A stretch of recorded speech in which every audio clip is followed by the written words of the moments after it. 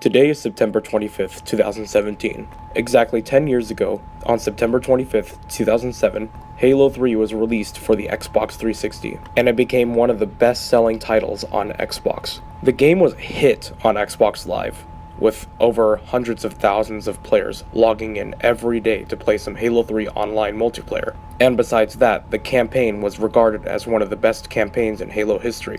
In this video, we're going to be taking a look back 10 years ago on the release, and not only that, but the history of this entire game and its legacy and the impact it made on not only Xbox, but gaming in general. First off, to anyone who doesn't know what Halo is a first-person shooter game. It's an exclusive for the Xbox console. You don't find it anywhere else, unless you're talking about Halo Combat Evolved or Halo 2, because those two games are actually on PC. Halo 3 was actually planned to be released on PC, although the port was kind of cancelled because they wanted to keep it an Xbox exclusive. It was also the first Halo game to become a part of the Xbox 360 title family. Basically just like the first Halo game on the Xbox 360, which was probably the main reason why the PC port was cancelled, because they wanted to make it an exclusive only for Xbox 360 in order to increase the sales of actual Xbox 360 consoles. Not that it wasn't selling good before Halo 3, in fact it was actually doing pretty good before Halo 3, although they wanted to beat their competitor Sony, which was they were competing with Sony's PlayStation 3. Moving on from that topic, the actual game itself is a very great game. The campaign focuses on the continuation of the Halo CE and Halo 2 story, which, spoilers, involves Master Chief finishing the Human Covenant War.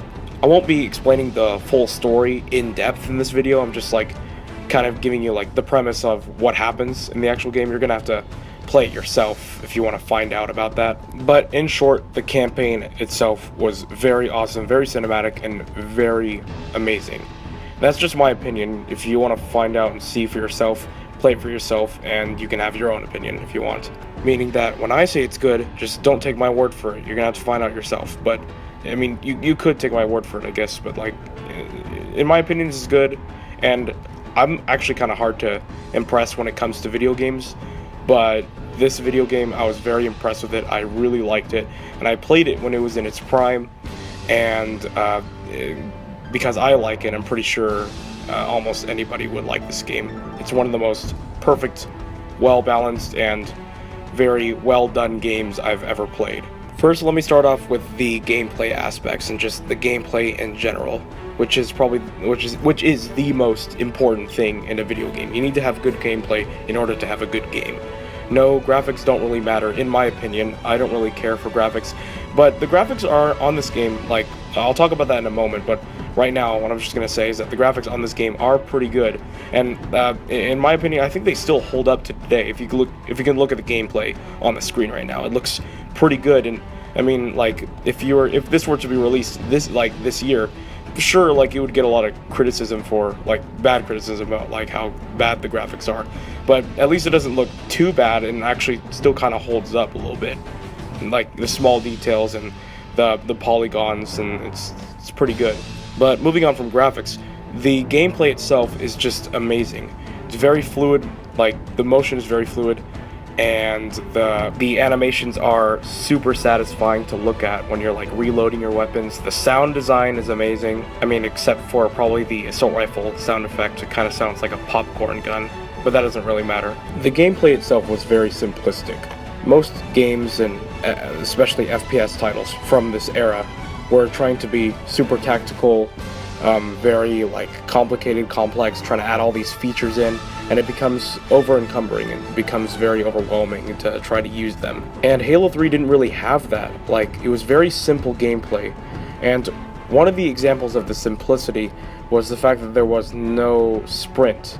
It was mostly just walking, but the base movement of your walk is decently, relatively fast. And another example of this simplicity is that there is only one weapon for each type of weapon, and there are the alien equivalents to this. So for example, there's only one assault rifle, which is literally called the assault rifle. There's only one sniper, it's just called the sniper. There's only one SMG, it's called the SMG. There's one battle rifle, and that is actually called the battle rifle. There's only one rocket launcher, this is called the rocket launcher, and it pretty much works like that. And yes, there is only one pistol, which is not called the pistol, it's actually called the Magnum. But no, it's not a revolver. You would think that because it's called a Magnum, you would first think of revolver, and that's actually what I usually think of. So whenever I hear Magnum and Halo, it's like, gets me confused, so I usually refer to it as the pistol.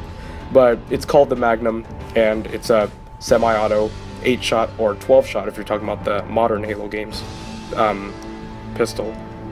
And well, we're gonna move on from the pistol topic.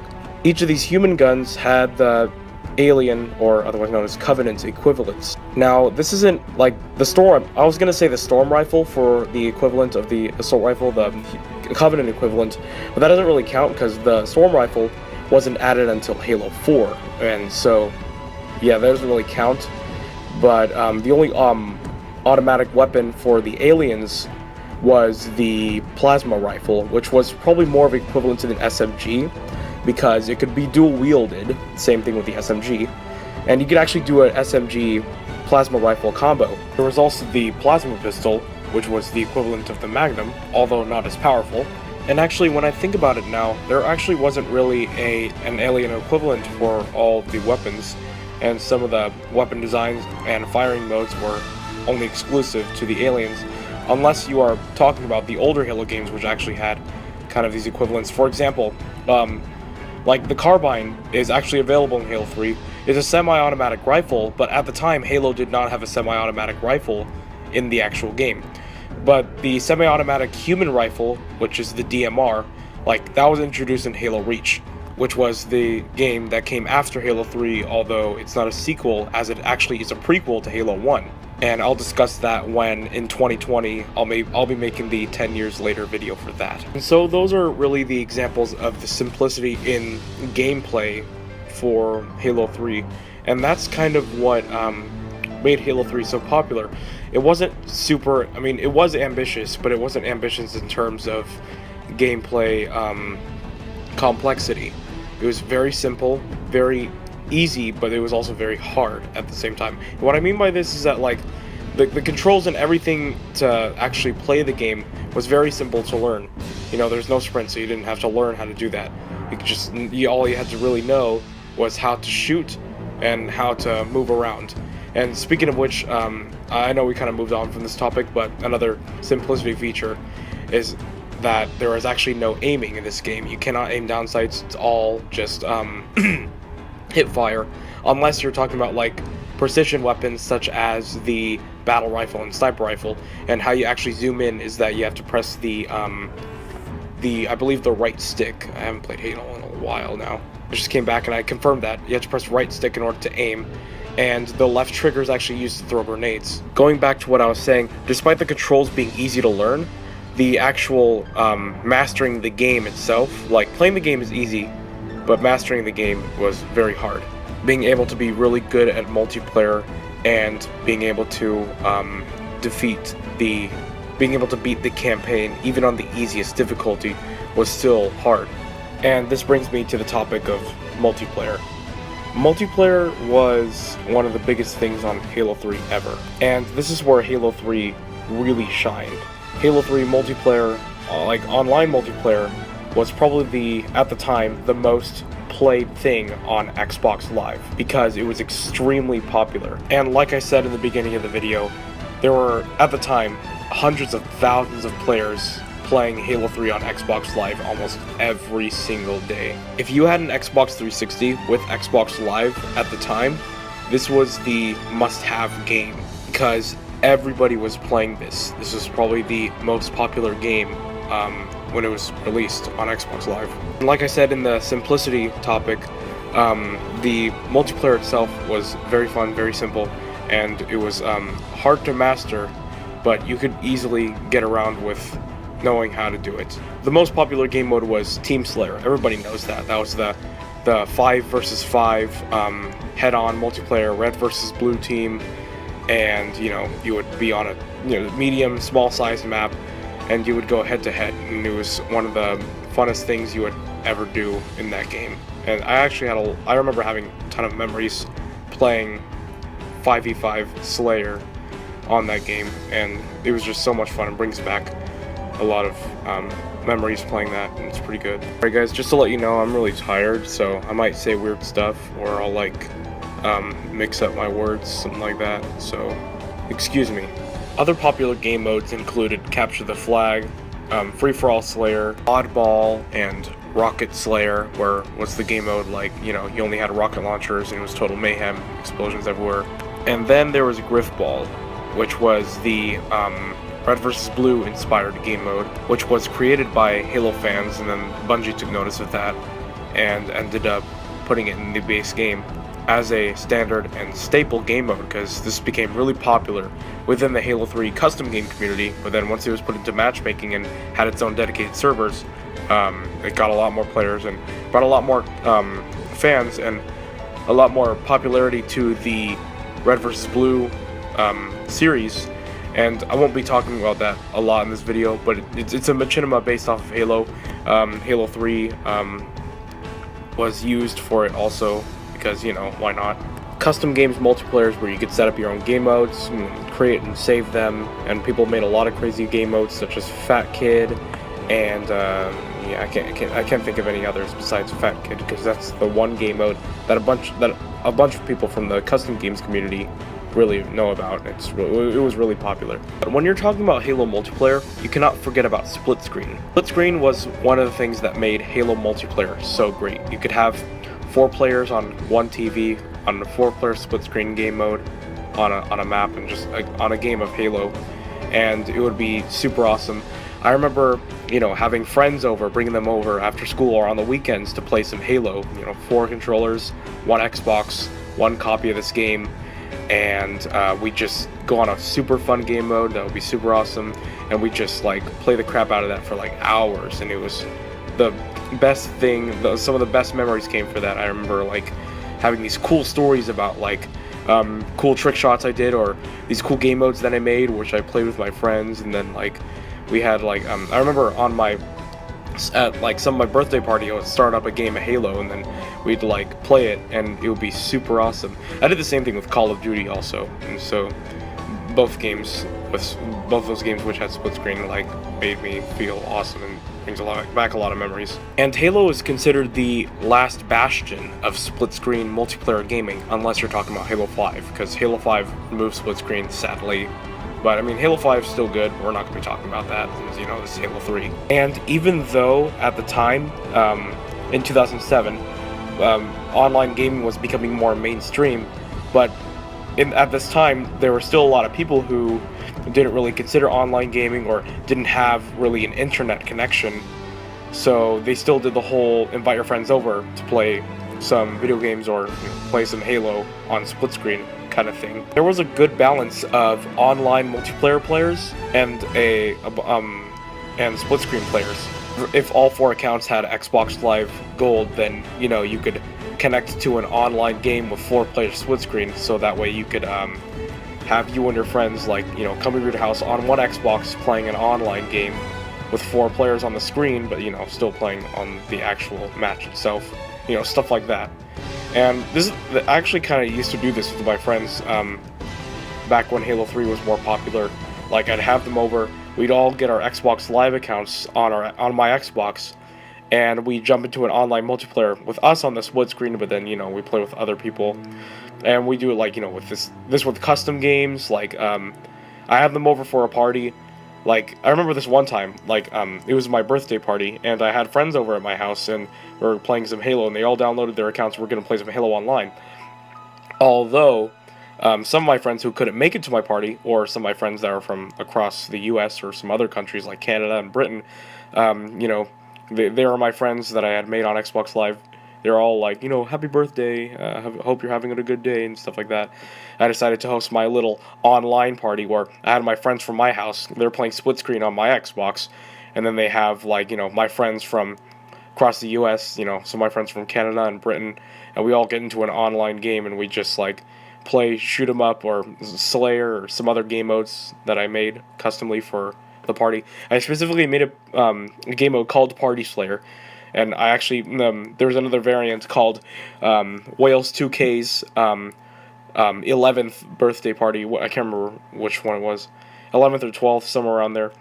and I still have the game mode saved on Halo 3, but it was a game mode specifically designed for that birthday and for that time. It was pretty cool, but still, it was probably one of the best memories I had playing split screen with my friends and doing that kind of thing on multiplayer. And I know I'm kind of going like a little everywhere on this video. There's no specific order in which I'm talking about things, and I'm basically just giving my thoughts and like an overview and things, looking back at Halo 3 10 years later after it released today. And so now, speaking of which, looking back at this game 10 years later, it's really come a long way. The graphics have, aged a little bit, and the gameplay style also has aged a little bit. Nobody really makes games as simple and as fun like this anymore. You don't often see fun games that are similar to this anymore in the modern day, because some of the things used in this game, some of the tropes, some of the designs are usually not implemented in games because they're deemed kind of old, outdated, sometimes even worthless, some things like that. And even though it has even though it has come a long way, and it's now 10 years old, the game's not necessarily dead. There is still a lot of players playing 10 years later, and even 9 years to 8 years later. Like, whenever I jump on, I've been playing Halo 3 since I was a little kid, back in 2007 when I first was playing it at my older cousin's house when he had an Xbox 360, and it was my first time playing it. I would always rampage because I was so terrible at it. I'd always try to get the rocket launcher, or as I called it, the missile launcher, and tried to blow up everybody. But moving on from that, I remember 10 years ago playing this, and the game was very popular. Even I remember kids would talk about it at my school, back in kindergarten. I'd hear kids talking about oh, let's play the robot game or whatever it's called, because kids didn't really know what Halo was too much, except for the fact that it existed and they didn't know what it was actually called. But looking back 10 years later, the community still has kept this game very much alive, and the game itself, the multiplayer was still very well alive. I remember going back a couple weeks ago, and it still had a decent amount of players, and people still play this game to this day. And I actually checked on the Halo 3 servers today for the 10th anniversary, and not really to my surprise, because you would expect this, there were tons of people playing it. I saw, usually you would, there's a decent amount of players, but what I mean by decent is probably not going to be too big. But what I saw, there was about 400 players in the couple weeks ago when I saw. But that's usually what you would see, 300, 400. But I remember there has been times where it's it's only less than 100 players, but that's besides the point. And today specifically, there were over 1,000, almost 2,000 people coming back and playing this game. So you see almost 2,000 people just coming back to this game after 10 years, trying to celebrate its 10th anniversary. And that just shows how much the community is dedicated. And I know you're probably thinking that the community is pretty small if it's only 2,000 people coming back. Remember, it's 10 years later. Obviously, some people who are fans but not necessarily too much dedicated, they might have sold the game after 5 years and didn't really come back to it. But really dedicated fans such as myself came back to this game.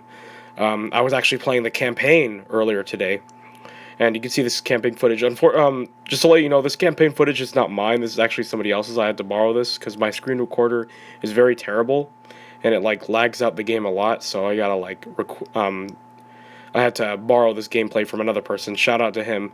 I'll put his channel link in the description and put the link to the video. Check out his channel. And the community has really kept this game very well alive. People are still playing it, especially today. And a lot of people have been playing it for a while. And I've been playing it since not really day one, but since year one, 2007. And I've been playing since then. It's really surprising how long it's been since Halo 3 has actually came out. It's come a long way. 10 years, dude. That's a long time. So yeah, this video was just basically just me talking about the 10 years later whole thing and talking about the game itself. It really, there is no specific purpose for this video other than to congratulate Halo 3 for giving me 10 years of awesome entertainment and other things like that. So, yeah, just to conclude this video, I'd like to tell the people at Bungie, thanks for bringing me this game. This game was amazing. It brought me, like, it brought me a new, like, perspective. How do I say this? It brought me, I don't know how to say this necessarily, but it really, like, changed the way I saw gaming, because it was probably, like, it introduced to me, it got me interested in the first-person shooter genre. It also, really, it inspired me for making other games. This game, and Halo in general, inspired me to want to make games and do other things, other than just sit around and play them. And, also, like, I'd love to thank my friends for being with me all these years, and, like, playing this game with me, and especially in the most recent years when I got way more into first-person shooters and started playing these type of games more often. And also, thanks 343 for giving us the Master Chief Collection version of it. You can play it in 1080p, 60 frames, and giving us all that good stuff. And I hope to see a remaster probably later this year. And people have been saying no, it's not confirmed, or they're not doing it, but other people have been saying that it is going to happen. I'm not sure about what that remaster whole thing is going on with, but we'll have to see that. But to officially end this video, thanks Bungie for bringing this game to me, and I'd like to thank my friends for hanging out with me on this game, playing this over the years, and yeah, happy 10th birthday, Halo 3. I hope to see the 10th birthday for the next game, Halo 3 ODST, happen in 2019, and then later with Halo Reach. I didn't do a Halo 2 and 1 video because I didn't have a YouTube channel around those times. I mean, I did have one back in 2014 for Halo 2 anniversary, but unfortunately I didn't, like, do a video on that. But yeah, thanks for watching. Hope to see you guys later. See ya.